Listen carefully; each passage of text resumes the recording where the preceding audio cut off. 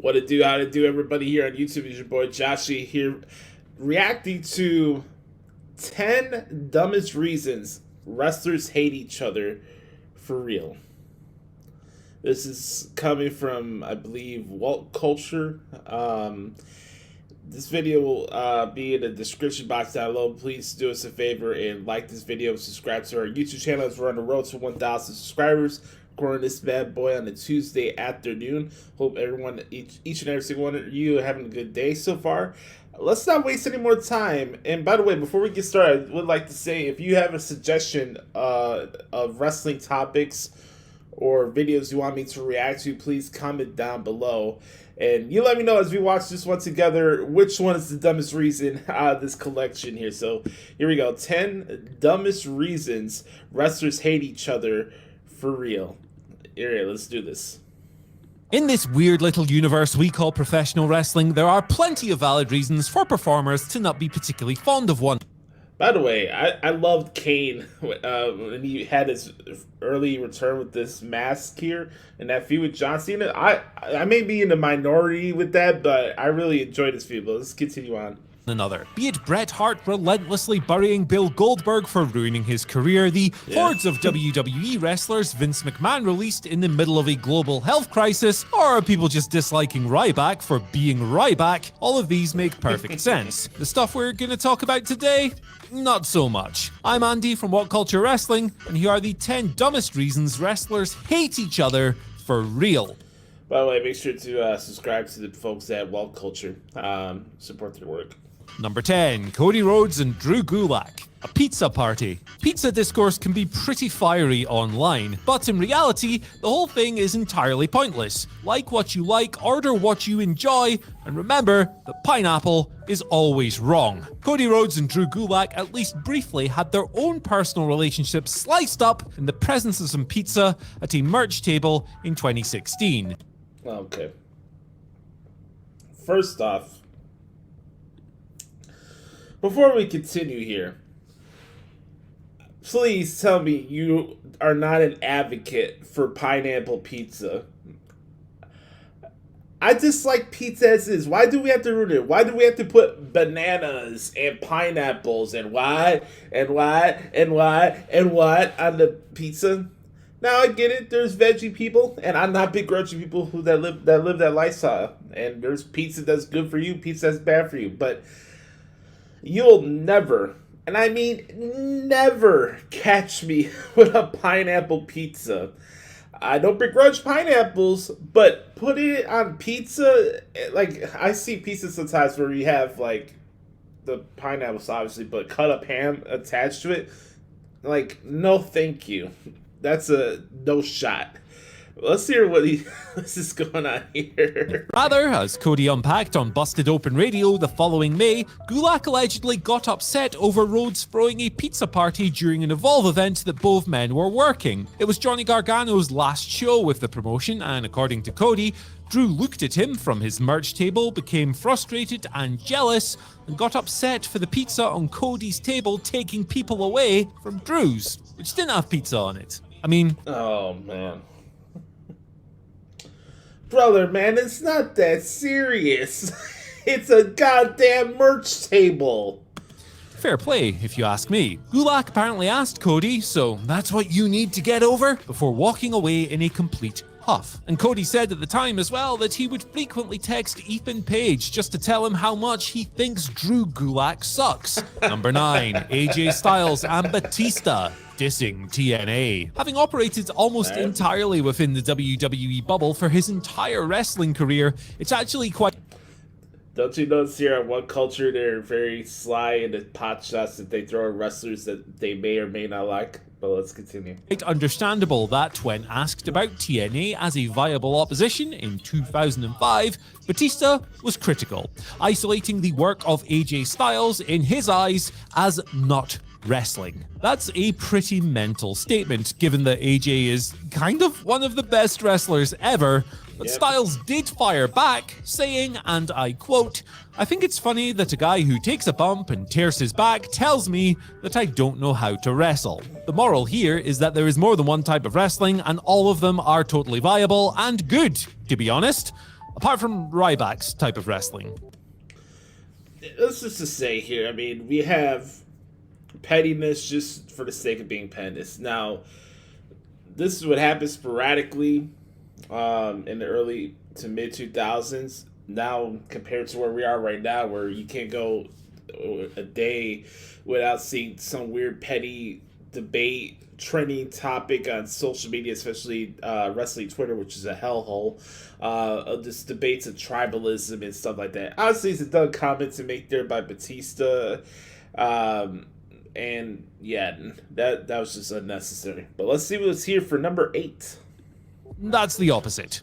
Number 8, the WWE roster and Marc Mero. Capitalism. The reality of Mero's plight was cold. WWE wanted Johnny B. Bad from WCW, gimmick and all, and they couldn't get him. WWE's enthusiasm for Mero was immediately tempered by this. Mark also couldn't get himself a decent contract with the promotion due to the ever-changing nature of the Monday Night Wars, and with a number of other wrestlers stuck on far less impressive contracts, they got annoyed. The crap slid downwards onto Mero rather than upwards towards the power brokers, who could have actually done something about it. Poor guy, his situation really sucks. Number 7. That's unfortunate, man, for Marc Mero. I know he does a lot of good things in his post-wrestling career, where he does like a lot of like public speaking events and stuff like that.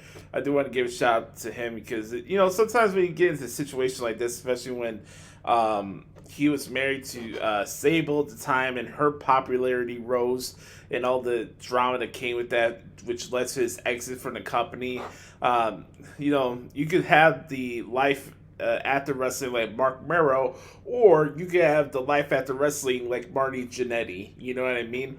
And Marc Mero deserves a lot of credit for going with the positive route than the other route. But as far as capitalism and this whole stuff with the gimmick and stuff like that, I mean, I don't know what could have gotten away with trademarks or copyright infringements. I don't know if WCW had the trademark of the Johnny B. Bad character, but I think there's more to the eye than just, the locker room had heat with Marc Mero because he didn't want to be Johnny B. Bad. The guy was put in the wrong was put in a bad situation, had a super freaking hot wife next to him in the locker room during that time period where it was the Wild Wild West. I mean, what could go wrong will go wrong. Here's number 7 here, Brian Pillman and The Undertaker. This one should be interesting. 7. Brian Pillman and The Undertaker. Macho bullshit. This is rooted primarily in conjecture from the era, but it was also addressed in Liam O'Rourke's excellent biography of Brian Pillman, 2017's Crazy Like a Fox. Okay. Pillman and Undertaker were quietly at odds with each other during the time they shared a WWE locker room in 1996 and 1997. Taker was apparently less than impressed that Pillman had earned himself a pretty sweet WWE deal after crossing over from WCW. In a typical move for wrestlers at the time who should have known better, Undertaker took issue with the man who got the deal and not the man who wrote the check, which would be Vince, obviously. And Pillman, to his credit, didn't give a toss.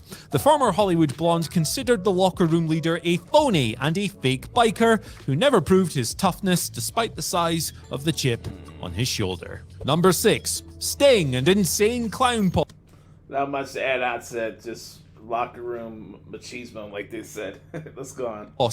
Face paint. Speaking on ICP's podcast in 2020, Shaggy 2Dope, that's his Christian name by the way, Shaggy said that Sting had told him and Violent J at one point that he had a trademark on black and white face paint, which of course ICP have adorned for the majority of their careers. The tale suggests a tense relationship on both sides when Sting and ICP were feuding in WCW's dying days, and if ever there was a time to protect your investments, it was when that show stood no chance of doing so on your behalf.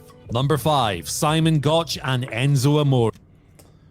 This one's very petty. We'll get to that in just a second, but here's the thing with Sting. Like, okay, where was your beef with the Brandon Lee, the poor guy that unfortunately passed away, the son of Bruce Lee, the Crow movie? Were you throwing a fit? I mean, I get that was the inspiration for the character, but man, Sting, like, to go after those two guys just for the hell of doing it. I like. Don't get me wrong. I'm not some big ICP marker or anything like that, but I think this is a dumb reason to stats trademark complaints for those guys. They're not harming you. All right, Simon Gotch and Enzo Amore. I know a lot about this one, so this one should be interesting. Lots of stupid reasons.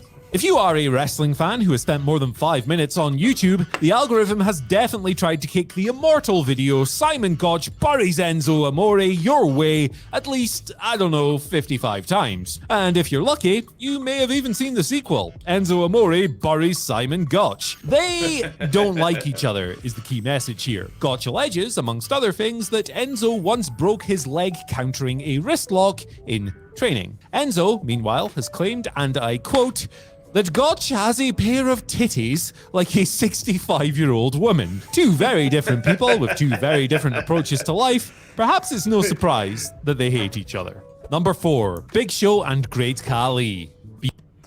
You ever had that one person in your life where you get like super petty like this? I think we all have had it, especially in school environments. I need to go watch back that Enzo response. I didn't see that. I did see the initial one with what was his name in WWE? Was it still Simon Gotch, or did he have something different? Yeah, either way, what a dumb feud between those two guys. Being large. Chris Jericho, in his third autobiography, told the story of giant heat between two men who knew at one stage that they might end up fighting over the same role in WWE. Big Show and Great Khali boiled over when Khali decided to borrow one of Paul White's signature spots 1 times too many. Big Show blew up. According to Jericho, Show practically had smoke coming out of his ears at the time. "Hey mother, why'd you keep stealing my spots?" he asked Khali. "That's total bull. And you need to stop it right now." Big Show threw the first punch, rocking Khali backwards. And with the opening shots fired, the floodgates opened until Show took a wild swing, fell over a chair, and hit the floor, with Khali landing on top of him. The fight was over in the most hilarious and kind of pathetic way imaginable, and Show still insists that he lost because Khali landed on him. Number 3. Yeah, that's stupid. Let's keep going on.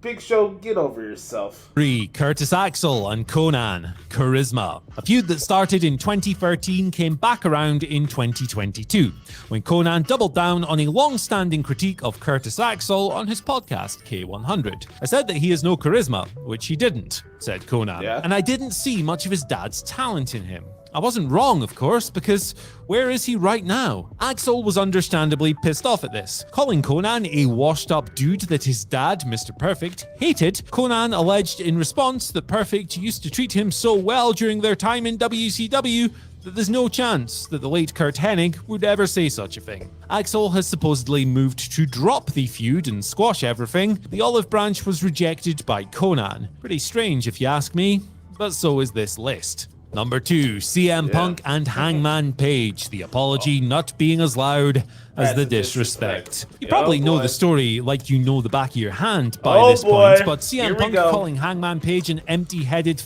dumb at AEW's post-All Out 2022 press scrum, becoming modern wrestling lore in the process. It stemmed, of course, from the time CM Punk stormed out on Dynamite and demanded Page apologize to him, which in turn came after Hangman's workers' right. Yeah, he did that during the show in Virginia, right? That was like, I wasn't sure if it's the exact hometown for Hangman Page, but literally in Virginia, Punk just comes out and tries to call Hangman a coward while Hangman wasn't even at the show at the time.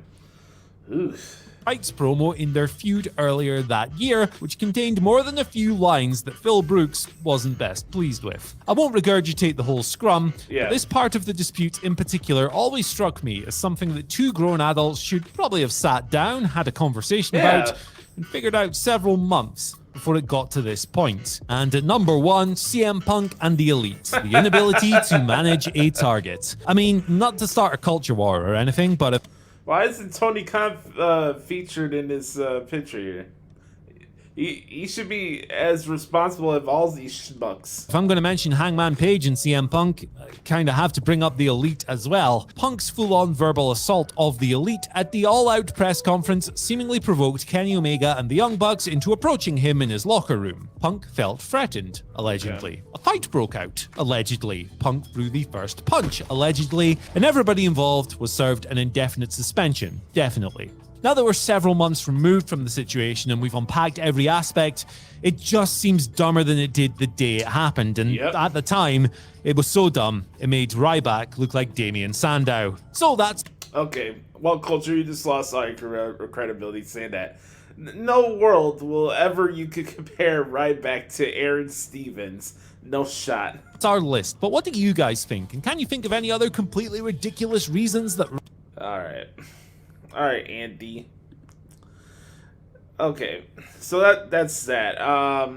Yeah, of course, it's right there in front of you. I mean, I've done enough topic videos on CM Punk on this channel as is. Most of you guys know where my thoughts are. And by the way, I'm wearing a CM Punk shirt right now, actually. There goes everybody. Oh, Josh, he hates AEW. Look, I'm wearing a shirt right now of CM Punk. Anyways, yeah, a lot of these were dumb. Honestly, the two I would pick right now out of this video that I saw for the dumbest reasons to hate a wrestler is the pineapple pizza one with Cody and Drew Gulak, and then the one with Big Show and Greg Khali. That's just fucking stupid. Get over yourself, dude. Yeah, that's pretty much it here. That concludes our reaction to the 10 dumbest reasons wrestlers hate each other for real. That's from Walt Culture Wrestling.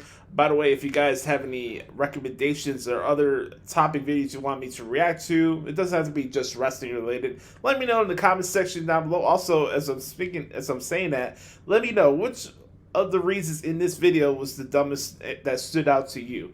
Let me know in the comment section down below. You can follow me on Twitter, by the way, at The Hoots Podcast. And I'll see you next time here on our channel. Make sure to like this video, subscribe, and I'll talk to y'all later. Yes, sir.